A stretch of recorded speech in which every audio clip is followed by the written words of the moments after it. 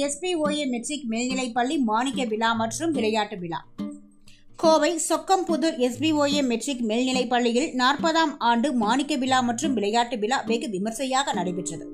SPOA கல்வி அறக்கட்டளையின் தலைவர் முனைவர் நிதிஷ் ஆண்ட்ரயா ராஜா சிங் தலைமையில் நடைபெற்ற விழாவில் செயலர் மற்றும் தாளாளர் செந்தில் ரமேஷ் துவக்க உரையாற்றினார். கோவை SPOA பள்ளிகளின் தாளாளர் முருகேசன் அனைவரையும் வரவேற்று வாழ்த்துரை வழங்கினார். பள்ளியின் முதல்வர் சபுரால் பானு இப்ராஹிம் பள்ளியின் ஆண்டு அறிக்கையும் சமர்ப்பித்தார்.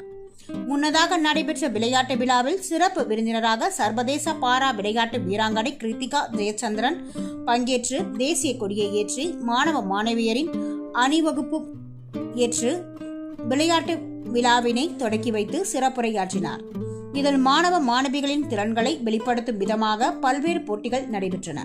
தொடர்ந்து மாலையில் பள்ளியின் 40ஆம் ஆண்டு மாணிக்க விழா சமஸ்கிருத தாரோகர் ஆசிய கலாச்சாரம் என்ற தலைப்பில் நடைபெற்றது. இதில் கோவை வணிக நீதிமன்ற மூத்த சிவில் நீதியரசர் தாசி பி வேதகிரி முதன்மை சிறப்பு விருந்தினராக கலந்து கொண்டு உரையாற்றினார்.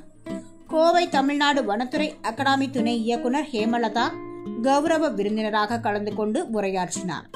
பள்ளியின் மாணிக்க விழாவை முன்னிட்டு சமஸ்கிருதிக் தாரோகர் எனும் ஆண்டு மலரை பள்ளியின் செயலர் மற்றும் தாளாளர் செந்தில் ரமேஷ் வெளியிட்டார். விழாவின் பள்ளியின் முன்னாள் மாணவரான விமானப்படை கமாண்டர் கிருஷ்ணகுமார் பங்கேற்று உரையாற்றினார். தொடர்ந்து விழாவில் மாணவ மாணவிகளின் கலை நிகழ்ச்சிகள் நடைபெற்றன. இந்திய பண்பாடுகளை எடுத்துக் கூறும் வகையில் நடைபெற்ற ஆடல் பாடல் நாடகம் மற்றும் நடன நிகழ்ச்சிகள் வெகுவாக கவர்ந்தன. விழாவில் SPOA கல்வி அறக்கட்டளையின் இணை செயலர் லாசர் ஜெயபிரகாஷ், பொருளாளர் பிரகாஷ், பெற்றோர் ஆசிரியர் கழக தலைவர் செல்வகுமார், பள்ளியின் துணை முதல்வர் ஜீவா, செந்தில் உட்பட ஆசிரியர்கள், பெற்றோர்கள், அலுவலக ஊழியர்கள், மாணவ மாணவிகள் என பலர் கலந்து கொண்டனர்.